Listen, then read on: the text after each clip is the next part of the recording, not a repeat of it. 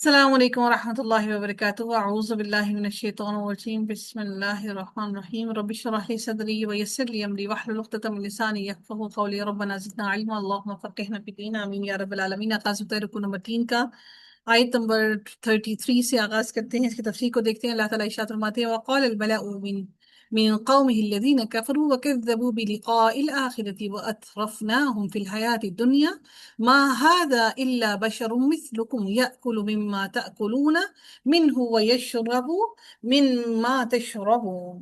اللہ تعالیٰ فرماتے ہیں کہ اور اس قوم میں سے ان سرداروں نے جنہوں نے کفر کیا اور آخرت کی ملاقات کو جھٹلایا اور جن کو دنیا کی زندگی میں ہم نے خوشحال رکھا تھا، انہوں نے کیا کہا کہ یہ تمہارے ہی جیسا ایک آدمی ہے، یہ اس میں سے کھاتا ہے جو تم کھاتے ہو اور وہ اسی میں سے پیتا ہے جو تم پیتے ہو، یعنی اس میں کوئی خاص بات تو ہے نہیں۔ اگر اللہ تعالیٰ نے ہمیں ہدایت دینی ہوتی تو اللہ تعالیٰ نے اگر ہماری طرف کوئی ہدایت کے لیے بھیجنا ہوتا تو ہم سے بہتر کسی کو بھیجا ہوتا۔ یہ تو انسان ہی ہے ہماری طرح کا ہی۔ اگر اللہ نے بھیجنا ہوتا تو یا تو پھر وہ کوئی سردار ہوتا، یہ تو عام سا انسان ہے، اور اگر اللہ نے پھر بھی بھیجنا ہوتا تو کسی فرشتے کو بھیجتے۔ اللہ نے کسی فرشتے کو بھی نہیں بھیجا، تو وہ کہتے کہ یہ تو ہمارے جیسا ہی انسان ہے، تو پھر اس کے اندر کیا ایسی بات اہم ہے کہ ہم اس کی پیروی کریں، اور شاید یہ اپنا نام چاہتا ہے کہ لوگ اس کو پہچانیں اور لوگ اس کا عزت اور اکرام کریں۔ اللہ تعالیٰ پھر مزید اگلی آیت میں ارشاد فرماتے ہیں وَلَئِنْ أَطَعْتُمْ بَشَرًا مِثْلَكُمْ إِنَّكُمْ إِذًا لَخَاسِرُونَ، اور اگر تم نے اپنے ہی جیسے ایک انسان کی اطاعت کی تب تم تو بلا شبہ یقیناً ضرور خسارہ اٹھانے والے ہو جاؤ گے، کہ اس میں کوئی خاصیت ہے ہی نہیں، اور پھر تم اس کو عزت بھی دینا شروع کرو گے۔ تم اس کے پاس جاؤ گے پڑھنے کے لیے، سیکھنے کے لیے، نئی بات سیکھنے کے لیے، تم اس کی تابعداری کرنے لگ جاؤ گے، تو پھر تو یقیناً تم بہت بڑی خسارہ اٹھانے والے ہو جاؤ گے، تمہارا عزت نام نسب جو ہے وہ بالکل خاک میں مل جائے گا۔ اللہ رب العزت پھر اگلی آیت میں فرماتے ہیں اَيَعِدُكُمْ أَنَّكُمْ إِذَا مِتُّمْ وَكُنْتُمْ تُرَابًا وَعِظَامًا أَنَّكُمْ مُخْرَجُونَ۔ اللہ تعالیٰ فرماتے ہیں کیا وہ تمہیں وعدہ دیتا ہے کہ یقیناً جب تم مر گئے اور مٹی اور ہڈیاں ہو گئے تو بلا شبہ تم نکالے جانے والے ہو؟ یعنی کیا وہ تمہیں وعدہ دیتا ہے کہ یقیناً جب تم مر گئے اور مٹی اور ہڈیاں ہو گئے تو تم پھر نکالے جاؤ گے؟ یعنی رسول تمہارا دوبارہ زندہ ہونے کا وعدہ کرتا ہے، وہ بہت دور کی بات ہے، ایسا ممکن نہیں ہے۔ تمام مشرکین کو یہی لگتا تھا کہ دوبارہ زندگی نہیں ہے، جو آج ہے اسی کو جی لو۔ آج ہم مسلمان بھی شاید اسی مغالطے میں ہیں، اسی لیے دنیا کو سمیٹنے کے چکر میں ہیں۔ اللہ رب العزت نے قرآن میں فرمایا سورہ قاف کے اندر کہ بلکہ انہوں نے تعجب کیا کہ ان کے پاس انہی میں سے ایک خبردار کرنے والا آ گیا، تو کافروں نے کہا کہ یہ بڑی عجیب چیز ہے، کیا جب ہم مر جائیں گے اور ہم مٹی ہو جائیں گے یہ واپسی بہت دور ہے، ایسے کیسے ممکن ہے کہ ہم واپس آ جائیں؟ بلا شبہ ہمیں معلوم ہے جتنا زمین میں ان میں سے گھٹاتی ہے، اور ہمارے پاس ایک محفوظ کرنے والی کتاب ہے۔ یعنی دنیا میں واپس آنا، یعنی زندگی آنا، موت کے بعد واپس زندہ ہونے کو یہ بہت عجیب و غریب بات سمجھتے تھے، اور کہتے تھے اگر ایسا ممکن ہوتا تو ہمارے درمیان میں ہمارے آباء و اجداد میں سے کوئی ایک تو واپس پلٹ کر آتا کہ ہم اس کو اپنی آنکھوں سے دیکھ لیتے۔ اگر تم سچے ہو تو ہمارے باپ دادا جو مر چکے ہیں ان کو واپس زندہ کر کے لے آؤ۔ سورہ دخان میں اللہ نے اسی بارے میں فرمایا یقیناً یہ لوگ کہتے ہیں ہماری پہلی موت کے سوا کچھ نہیں، اور ہم دوبارہ اٹھائے جانے والے نہیں ہیں، تو تم ہمارے باپ دادا کو لاؤ اگر تم سچے ہو۔ ہیہات ہیہات لما توعدون، بعید بالکل ہی بعید ہے جو تم وعدہ دیے جاتے ہو، یعنی وعدے سے مراد دوبارہ زندہ ہونے کا وعدہ جو ہے، یہاں پر ہیہات کا جو لفظ ہے نا، یہ تاکید کے لیے 2 مرتبہ آیا ہے۔ یعنی یہ قوم جس کا تم سے وعدہ کیا جا رہا ہے وہ بہت دور کی بات ہے۔ ان ہی الا حیاتنا الدنیا نموت ونحیا وما نحن بمبعوثین، نہیں ہے مگر یہ ہماری دنیا کی زندگی، ہم یہی مرتے اور جیتے ہیں، بس اتنی ہی زندگی ہے، اور ہم ہرگز دوبارہ اٹھائے جانے والے نہیں ہیں، ہم ہرگز دوبارہ زندہ نہیں کیے جائیں گے، بس اتنی ہی زندگی ہے، اس کو جی لو، اس کو انجوائے کر لو۔ وہ اس بات کو مانتے ہی نہیں تھے۔ اللہ رب العزت نے پھر اگلی آیت میں فرمایا ان ہوا الا رجل افترى علی اللہ کذبا وما نحن له بمؤمنین، وہ نہیں ہے مگر ایک ایسا شخص جس نے اللہ تعالیٰ پر جھوٹ باندھا اور ہم اس کی ہرگز ماننے والے نہیں ہیں۔ یعنی نبی کے لیے کیا کہا؟ ہر قوم نے نبی کے لیے یہی کہا کہ یہ جھوٹ بولنے والا ہے، جھوٹ باندھنے والا ہے۔ قال، رسول نے فرمایا रसूल ने तंग आकर क्या बद्दुआ की उनके लिए, रब्बि अंसुरनी बिमा कज़्ज़बून, ऐ मेरे रब मेरी मदद कर इसके बदले जो उन्होंने मुझे झुठला दिया। हज़रत नूह अलैहिस्सलाम ने भी यही दुआ की अल्लाह ताला से कि ऐ मेरे रब मेरी उस बात में मदद कर जिस बात पर इन लोगों ने मुझे झुठला दिया और उन्होंने मुझे झूठा कह दिया। जब कौम गफलत और तासुब में मुब्तला हो गई तो उन्होंने उस वक्त नबी ने कौम के लिए बद्दुआ की, क्योंकि अब उनको अंदाजा हो गया था कि अब इनमें से कोई भी राह हिदायत को नहीं हासिल करेगा, बल्कि इनमें से जो आगे नस्लें पैदा होंगी वो नस्लें भी ऐसी ही पैदा होंगी जो अल्लाह ताला के साथ शिरक करने वाले और बदफेल होंगे। रब कायनात ने अगली आयत में फरमाया क़ाल अम्मा क़लीलिल क़लीलिल ला युस्बिहुन्ना नादिमीन। अल्लाह ताला ने फरमाया थोड़ी ही मुद्दत है जिसमें यकीनन ये जरूर पछताने वाले हो जाएंगे। क्यों पछताने वाले हो जाएंगे? अपनी गलतियों पर निदामत करेंगे, अपनी गुनाहों पर निदामत करेंगे कि ए काश कि हमें जिंदगी दे दी जाती, हमें मजीद मोहलत दे दी जाए कि हम फिर से अमल करें। अल्लाह ताला फिर फरमाते हैं फ़अख़ज़तहुम अस्सैहतु बिलहक़्क़ि फ़जअलनाहुम गुसाअन फ़बुअदन लिलक़ौमि ज़्ज़ालिमीन। फिर उनको एक चीख ने हक के साथ आ पकड़ा, हमने उनको खसोखाशाक कर दिया, यानी बिल्कुल रेजा रेजा कर दिया, यानी उन्हें हलाक और तबाह कर दिया। वो सैलाब के कूड़े की तरह जिल्लत के साथ वादी के किनारे पर फेंक दिए गए। सैलाब क्या करता है? तमाम की तमाम चीजों को बहा कर ले जाता है, क्योंकि उस सैलाब का पानी की बहुत शदीद बदबू होती है, क्योंकि वो नदियों नदियों का पानी, नालों का पानी और दरियाओं का पानी सब इकट्ठा हो जाता है, और घरों के अंदर से भी गंदगी को, उनके सामान को, सब कुछ को कीचड़ के अंदर बहा कर ले जाता है। तो अल्लाह रब्बुल इज्जत ने यहाँ पर खास तौर पर इन लोगों के लिए फरमाया फजअलनाहु गुसाअन। गुसाअन यानी वो जो सैलाब के बाद आने वाला गंदगी बच जाती है, बदबू बच जाती है, अल्लाह ताला ने उनको इस तरह से गंदगी करके उनकी गंदी लाशों को उनको किनारों पर, वादी के किनारे पर फेंक दिया। अल्लाह रब्बुल इज्जत फिर मजीद अगली आयत में इरशाद फरमाते हैं, और फिर अल्लाह ताला ने फरमाया सूरह कमर में कि और बिलाशुबा यकीनन उन्होंने लूत को उसके मेहमानों से बहकाने की कोशिश की तो हमने उनकी आंखें मिटा दी, सो चखो मेरा अजाब और मेरा डरना। यानी उनकी आंखों के सामने ही अल्लाह ताला लूत अलैहिस्सलाम को ले गए और वो देखते रहे और उनको नजर कुछ ना आया, अल्लाह ताला उनकी आंखों को ही ले गया। अल्लाह ताला ने इसी तरह से जिन कौमों को तबाह और बर्बाद किया उन कौमों को फिर एक इबरत का निशान बना दिया। रब कायनात ने अगली आयत में मजीद फरमाया सुम्मा अंशअना मिन बअदिहिम कुरूनन आखरीन। फिर हमने उनके बाद दूसरे जमाने के लोग पैदा किए। सईदना अल्लाह ताला ने यहाँ पर फरमाया कि सईदना सौलेह अलैहिस्सलाम, सईदना लूत और सईदना शुएब अलैहिस्सलाम की कौमें, अल्लाह ताला ने इससे मुराद क्या किया? किन कौमों को पैदा किया? सौलेह अलैहिस्सलाम, लूत अलैहिस्सलाम, शुएब अलैहिस्सलाम की कौमों को पैदा किया। बाज लोगों के नजदीक इससे मुराद बनी इसराइल हैं, यानी इनके जुठलाने की वजह से, उनके हक से मुनहरिफ होने की वजह से, हक से मुंह मोड़ने की वजह से अल्लाह ताला ने उन दूसरी कौमों को उनकी उनकी उनकी जगह पर ला खड़ा किया। अल्लाह ताला का कुफ्र करने वाले, जुठलाने वाले और नाफरमान कौमों को इसी तरह से तबाह और बर्बाद कर देता है। आज नबी तो मौजूद नहीं है, लेकिन आज पूरे के पूरे मुल्क इसी तरह से तबाह हो रही हैं, क्योंकि उन मुल्कों के अंदर अल्लाह ताला की नाफरमानी, बेहयाई और गलाजत फैलना शुरू हो गई है। और फिर अल्लाह ताला ऐसे ही मुल्कों को तबाह कर देता है, उन कौमों को तबाह कर देता है। हम भी एक कौम हैं, हम नेशनलिस्ट हैं पाकिस्तान की। अगर हम भी बेहयाई और इन्हीं गंदगी की तरफ चले जाएंगे तो वो दूर नहीं कि हम भी वो नताइज देखें। अल्लाह ताला ने फरमाया अगली आयत के अंदर, और अल्लाह ताला का ये अल्लाह की सुन्नत है, ये अल्लाह का तरीका है, जब भी कोई कौम गुनाहों की तरफ बढ़ना शुरू हो जाती है तो फिर अल्लाह उनको ऐसे ही तबाह और बर्बाद कर देता है। अल्लाह ताला फिर अगली आयत में मजीद फरमाती है मा तस्बिqu फी मिन उम्मतिन अजलहा व मा यस्तअखिरून। कोई उम्मत ना अपने वक्त मुकर्रर से आगे जाती है और ना ही वो पीछे रहते हैं। इससे मुराद अजाब का वक्त है। जब उनकी तबाही का वक्त आता है तो ना उनको मोहलत नहीं दी जाती, बल्कि सब के सब हलाक कर दिए जाते हैं। वलिकुल्ली उम्मतिन अजल, अजल अल्लाह ताला फरमाते हैं एक वक्त है और हर कौम के लिए एक वक्त है। फिर जब उनको वक्त आ जाता है तो वो ना एक घड़ी पीछे हट सकते हैं और ना ही आगे बढ़ सकते हैं। आज रिस्क हलाल कमाना मुश्किल हो गया है, लेकिन पैसा कमाना मुश्किल नहीं है, क्योंकि बेहयाई से हर इंसान पैसा कमा रहा है। लेकिन जो हलाल रिस्क है اس کو کمانا ہر انسان کے لیے مشکل ہو گیا ہے۔ اللہ رب العزت نے پھر فرمایا ثم ارسلنا رسلنا تترا كلما جاء امة رسولها كذبوه فاتبعنا بعضهم بعضا وجعلناهم احاديث۔ پھر ہم نے پے در پے اپنے رسول بھیجے، جب کبھی کسی امت کے پاس اس کا رسول آیا انہوں نے اسے جھٹلا دیا۔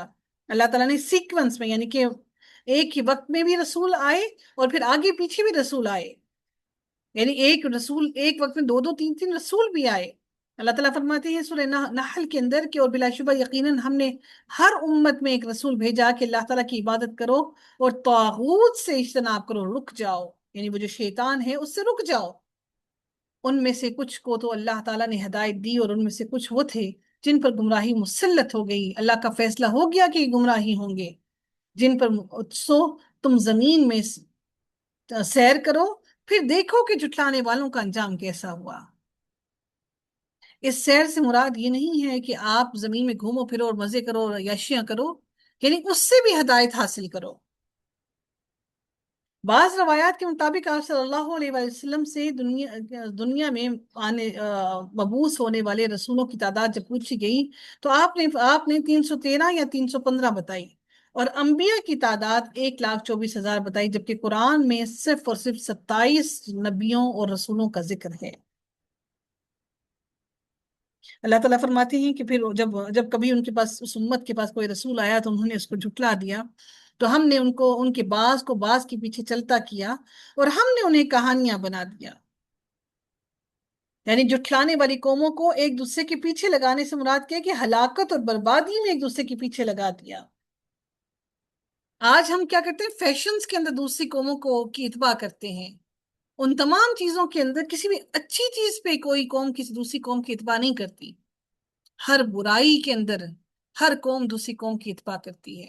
بالکل ایسے ہی جیسے بنی اسرائیل نے گوسالہ پرستی شروع کر دی تھی، کس کو، گائے کی پوجا شروع کر دی تھی، دوسری قوموں کو دیکھ کر کہ ہمیں اپنی آنکھوں کے سامنے الہ نظر آئے، کیونکہ وہ عادی تھے فرعون کو اپنی آنکھوں کے سامنے دیکھ کر روز اس کو سجدہ کرنے کے۔ ان کو بڑا عجیب لگتا تھا کہ وہ اس خدا کی عبادت کرے جس کو انہوں نے اپنی آنکھوں سے دیکھا نہیں، جس کا وجود انہوں نے دیکھا نہیں، محسوس نہیں کیا، وہ اس چیز کے عادی تھے۔ اللہ رب العزت پھر اگلی آیت میں مزید ارشاد فرماتے ہیں ثم ارسلنا موسیٰ واخاہ ہارون، پھر اللہ تعالیٰ فرماتے ہیں کہ پھر ہم نے موسیٰ اور اس کے بھائی ہارون کو اپنی آیات اور واضح دلیل کے ساتھ بھیجا، الی فرعون وملئہ فاستکبروا وکانوا قوما عالین۔ کس کی طرف بھیجا؟ فرعون کی طرف، فرعون اور اس کے سرداروں کی طرف، تو انہوں نے بھی کیا کیا، وہی کام جو پچھلے نبیوں کی امتوں نے کیا۔ یعنی اللہ تعالیٰ نے ہدایت کا آغاز جو ہے وہ ہمیشہ ان کے اچھے طبقوں کے ساتھ کیا، یعنی ہدایت ان کی طرف پہلے آئی۔ کیوں ان کی طرف پہلے کیوں آئی؟ اس لیے کہ ان کے فالوورز زیادہ ہوتے ہیں۔ کسی بھی قوم کا جو لیڈر ہوتا ہے اس کے فالوورز زیادہ ہوتے ہیں، اگر وہ لیڈر دین کو قبول کر لے تو اس کے فالوورز آٹومیٹکلی اس کی اتباع میں آ جائیں گے اور وہ بھی ایگزیکٹلی وہی کام کرنے لگ جائیں گے۔ لیکن بدقسمتی سے سرداروں کو اپنا تکبر کھا گیا، سرداروں کو ان کا مال اور دولت کی ہوس کھا گئی۔ بادشاہوں کے ساتھ بھی یہی ہوا، آج بالکل یہی بات حکمرانوں کے ساتھ بھی ہے۔ وہ اچھے اور بہترین علماء کے ساتھ ان کے ایکسیس ہونا ان کے لیے بہت آسان ہے، ان کے ساتھ ان کا ملنا بھی بہت آسان ہے، لیکن ان کے لیے خانہ کعبہ کے اندر جانا بھی بہت آسان ہے، لیکن ہدایت اللہ جس کو چاہتا ہے عطا کرتا ہے۔ وہ اپنے اس تکبر کے اندر مبتلا ہے کہ ہم آج خانہ کعبہ کے اندر حاضری دے کر آئے ہیں، آج ہم اس کے اندر گئے ہیں، اور وہ اس تکبر میں مبتلا ہے کہ ہم اللہ تعالیٰ کے بہت عظیم لوگ ہیں، اسی وجہ سے ہم خانہ کعبہ کے اندر پاؤں رکھ رہے ہیں، جبکہ کسی انسان نے ساری زندگی حلال کمائی کی، ساری زندگی ترستا رہا، تڑپتا رہا، اس کو مکہ جانا نصیب نہ ہوا۔ اب لوگ کیا کہیں گے کہ وہ گناہگار تھا اس لیے اللہ نے نہیں بلایا، لیکن اللہ دل کی نیتوں کو جانتا ہے، وہ نیتوں سے واقف ہے۔ کسی کا وہاں کعبے کے اندر رہ کر اللہ کو پکارنا کام نہ آیا، اور کسی کا اپنے گھر کی جھونپڑی میں بیٹھ کر اللہ کو پکارنا، اللہ کا قرب حاصل کرنا اس کو مل گیا۔ تو اللہ تعالیٰ نے یہاں پر پھر یہی فرمایا کہ الی فرعون وملئہ فاستکبروا، تو ان سب نے تکبر کیا، وکانوا قوما عالین، قوم ہی ایسی تھی۔ سرکش لوگ تھے یہ لوگ سرکشی میں آ گئے اس مال اور دولت کی وجہ سے، اس مرتبے کی وجہ سے. فقالو، تو انہوں نے کیا کہا، یہ تو مال اور دولت کی وجہ سے تکبر میں آئے نا. آج اگر ہمارے پاس تھوڑا سا علم آ جاتا ہے نا، کہ ہم اگر کوئی گرامیٹکلی کوئی چیز سیکھ جائیں، یا ہم کوئی تفسیر سیکھ جائیں، ہم کوئی قرآن کی کوئی بات سیکھ جائیں، ہم اچھی تلاوت کرنا سیکھ جائیں، تو ہم تو اسی تکبر میں مارے جاتے ہیں. ہم کہتے ہیں جی کسی کو تو کچھ آتا ہی نہیں. ہم ان لوگوں کو حقیر سمجھنا شروع کر دیتے ہیں، ان کی تذلیل کرنا شروع کر دیتے ہیں جن کو نہیں آتا. اگر ہم ان کو پڑھائیں گے تو یہ شو کرتے ہیں کہ ہمیں بہت کچھ آتا ہے، اور جو آگے بیٹھ کے سننے والا ہے وہ بالکل ہی ان پڑھ اور جاہل ہے، اس کو کچھ بھی نہیں پتا. تو تکبر صرف اور صرف اس میں نہیں کہ مال اور دولت میں آئے گا، بلکہ اگر انسان اچھا کھانا پکاتا ہے اس میں بھی تکبر میں مبتلا ہو جاتا ہے، کہ میرے سے اچھا کوئی پکا نہیں سکتا، بنا نہیں سکتا، میرے سے اچھا کوئی بچے پال نہیں سکتا. تو ہم سب انسان عاجز ہیں، ہم میں سے کسی میں کوئی طاقت نہیں کچھ بھی کرنے کی. تمام تعریفیں صرف میرے رب کے لیے ہیں. فَقَالُوا أَنُؤْمِنُ لِبَشَرَيْنِ مِثْلِنَا وَقَوْمُهُمَا لَنَا عَابِدُونَ. اللہ رب العزت پھر فرماتے ہیں اگلی آیت کے اندر کہ اور انہوں نے کہا کیا ہم اپنے ہی جیسے دو آدمیوں پر ایمان لے آئے، ہارون یعنی کہ وہ کون، حضرت موسیٰ علیہ السلام اور ان کے بھائی ہارون پر ایمان لے آئے، حالانکہ ان دونوں کی قوم ہماری غلام ہے. یعنی ان کی پوری قوم بنی اسرائیل، پوری کی پوری قوم فرعون کی غلام بنی ہوئی تھی. تو اسے کہا ہم اس کی قوم کے ساتھ اتنا برا کرتے ہیں تو ہم ان کی بات سن لے اور ہم ان کی بات سن کر ان پر ایمان لے آئیں. ہم تو ان کو گھٹیا سمجھتے ہیں، تو ہم ان کی باتوں پر کیسے ایمان لے آئیں؟ آج آپ کی دعوت پر بھی لوگ نہیں آتے تو لوگ کیا سمجھتے ہیں، اس کو کیا آتا ہوگا؟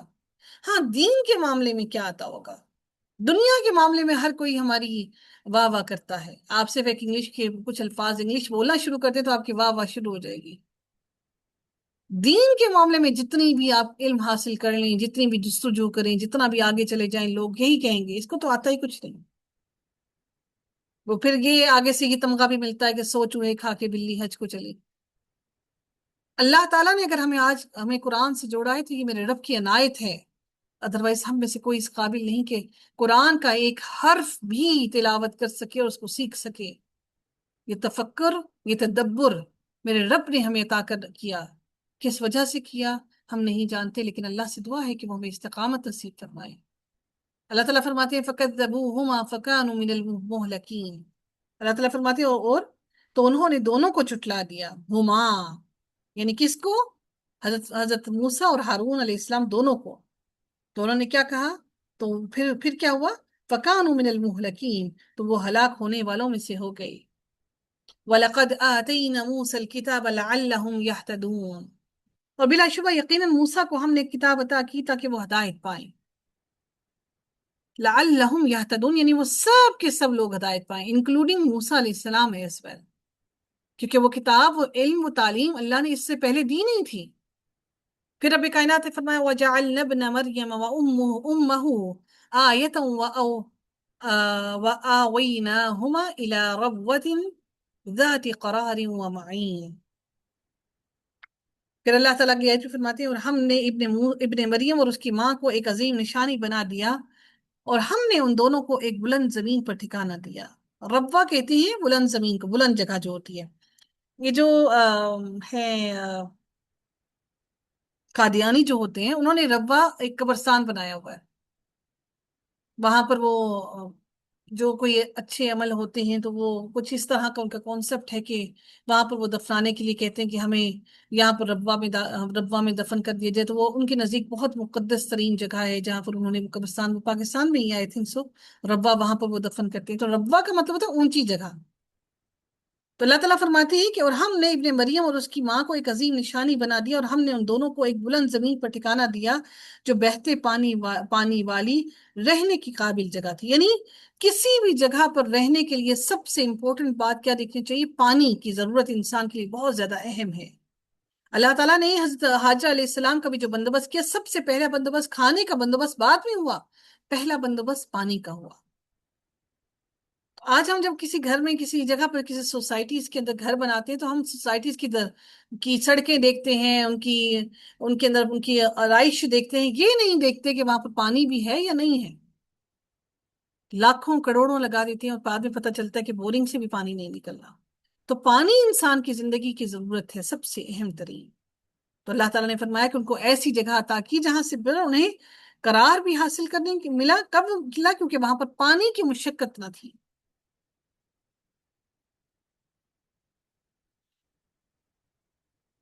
अब रब्वा से मुराद ऐसी जमीन है जो आम सतह जमीन से बुलंद होती है और उसकी मिट्टी भुरभुरी और रेतली किस्म की, यानी रेतीली होती है, रेतली।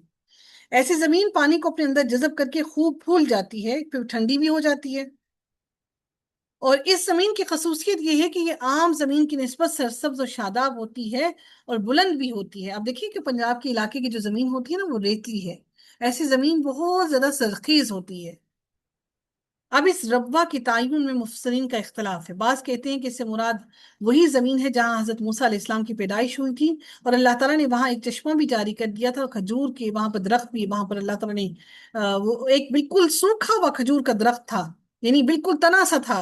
और अल्लाह ताला के हुक्म से फौरन ही उस सूखे हुए दरख्त, जिसके पत्ते भी सूखे हुए थे, सुबहान अल्लाह, अल्लाह के हुक्म से उसी वक्त वो खजूर का दरख्त वहां से खजूरें बरसाने लगा, गिराने लगा।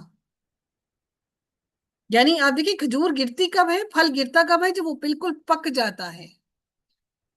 यानी वो बिल्कुल सूखा हुआ दरख्त, और उससे खजूरें फौरन ही लगकर पक कर गिरने लगी। बाज कहते हैं कि इस वक्त का जालिम यहूदी बादशाह हेरोडस उसका नाम था, और सैयदा ईसा अलैहिस्सलाम का दुश्मन बन गया था। सैयदा मरियम अलैहिस्सलाम उनकी हिफाजत की खातिर अल्लाह ताला के हुक्म से मिस्र की तरफ हिजरत कर गई, और एक बुलंद चश्मा वाली जगह पर एक कस्बा में वहां पर रहने लगी, जिसे रमला कहते हैं।